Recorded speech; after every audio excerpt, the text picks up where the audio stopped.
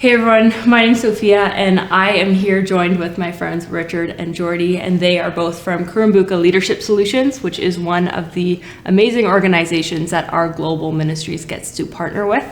And so why don't you guys just introduce yourselves briefly? Who are you? What are you about?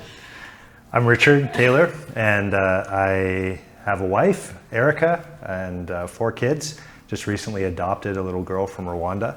I call myself sometimes a Canadian with an African soul, because I've spent over half my life living and working in Africa, and particularly in East Africa, Kenya, Rwanda, and some of the surrounding countries. And just through that experience have gained a passion for Christian education and a passion for leadership development. I'm Jordy. My wife Malia and I, we attend The Way, and we both just graduated from Trinity Western in April, and I've been a part of this initiative for almost a year and a half now. My degree was in international studies, and God has really called me to serve in this way, and it's something I'm really passionate about, and especially this context. I also have experience working with displaced communities and sponsoring and settling a family from the Democratic Republic of the Congo. So being able to serve in this capacity with an organization based in Rwanda, it's a privilege.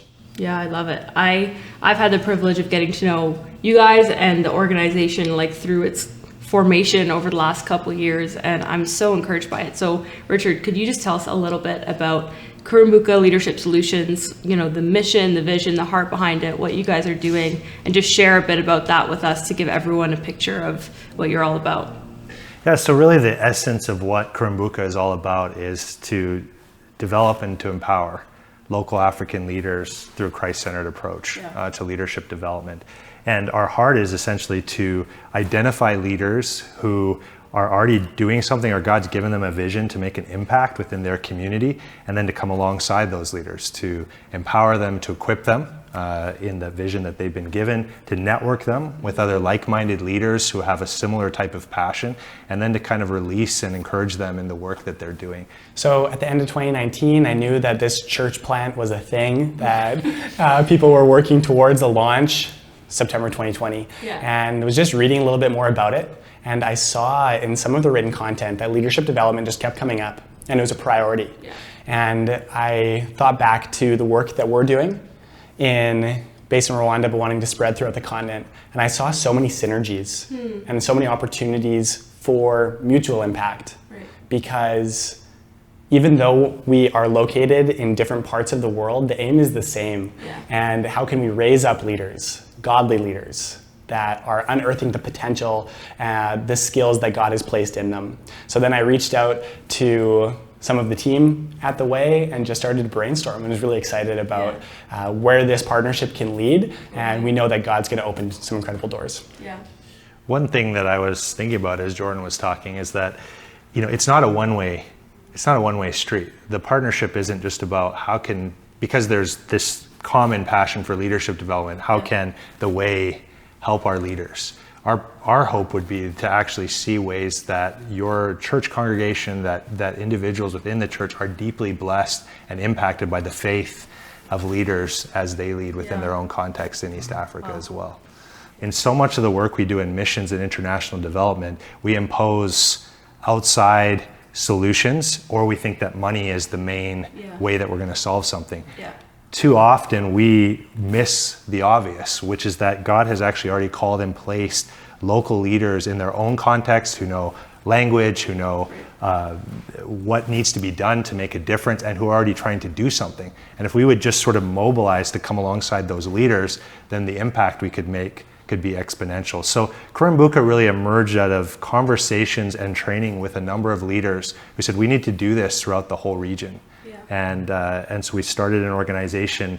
Kurumbuka means multiply, which was all about basically taking that impetus and multiplying it to create a bigger impact. Amazing. I get so excited hearing you talk about it, because that's such a shared value with The Way as well, is this passion for raising up leaders and coming alongside people and empowering them to reach their potential and to see how they can lean into what God may be calling them to. So it's so cool. I had the opportunity a couple years ago to join you in Rwanda, and it blew me away to hear the stories of the types of leaders that you're empowering and the way that you're just multiplying the impact that they have. Jordy, can you give us an example of one leader or a specific story that comes to mind when we talk about empowering local leaders that's been really impactful for you? Mm-hmm. So I want to share the story about Erica Matasi. She's in her 20s, she's originally from Burundi, and she spent the last few years living in Rwanda. And when she came to Rwanda, she got connected with a village on the outskirts of the capital city of Rwanda. And there was lots of need there that she identified right away. And she has such a huge heart, and she wanted to provide support. So she actually started by creating a reading program for kids in the community on the veranda of a house. But she actually became really discouraged pretty quickly because she wasn't seeing the results that she wanted to see. Yeah. But at that time, she came across the Abundant Leadership Institute, which is our training program, our core training program for executive leaders in the region. And at ALI, she learned about strategic planning. She learned about a model called asset-based community development, which is all about seeing what is strong in your community rather than what's wrong and helping mobilize that towards a purpose. So she learned about these things, and she went back and she was rejuvenated, and she was connected with peers in doing similar work, and she was able to continue moving forward. And now her initiative, which is called Love in Hands, is continuing to grow and it's actually expanded into her home country of Burundi. And I had the opportunity to actually go and visit the community that she started in on the outskirts of Kigali. And I met the women, and they told me very tangible examples of how Erica had not just come in as a consultant, as someone external, but had been a part of their lives and had made a real difference. They were empowered economically.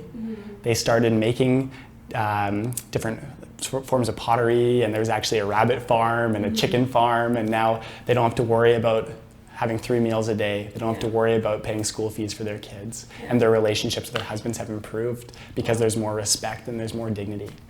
So that's a tangible example, and it actually convinced me, you know what? Leadership development impacts real lives, even though we can't always quantify it, but it is making a difference.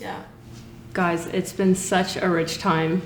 Just hearing more about the work that you're doing. Every time I talk to you guys, I'm just so encouraged to hear about the lives that Kurumbuka is impacting. So for the people that are part of our church at the Way, you know, if they're also being inspired by this and they want to know more about you guys and get involved, what are some tangible ways that they could do that? Jordan, maybe you can give some insight into that.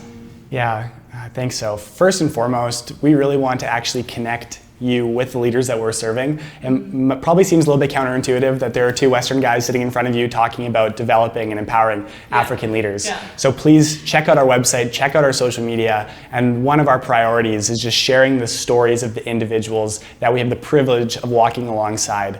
And then we also have regular events. We have something called a chai time, where you hop on a Zoom call and you actually hear directly from these leaders sharing their own stories. So connect with us that way. And then if God is calling you to support us financially, that would be fantastic. And you can actually give directly towards scholarships for leaders so that they can attend our leadership training, and then also just towards the growth of our organization. We really want to continue to expand throughout the continent and reach more leaders in different contexts and really create a Christ-centered network that stretches in so many different countries. Yeah, I love it. So yeah, if you want to learn more, you can definitely check out their website at kurumbuka.org. Again, it's so encouraging from a global partnerships perspective at the Way, because there are all these things that we're so passionate about, and we really do believe in this like global church and wanting to support brothers and sisters around the world, and to be able to come alongside and encourage and support organizations that are doing this work far better than we could do ourselves is just, it's so amazing and it's so encouraging. So thank you guys for spending this time with me today. It's been such a rich blessing to me and to everyone at the Way. So thanks. Thank you so much for having us.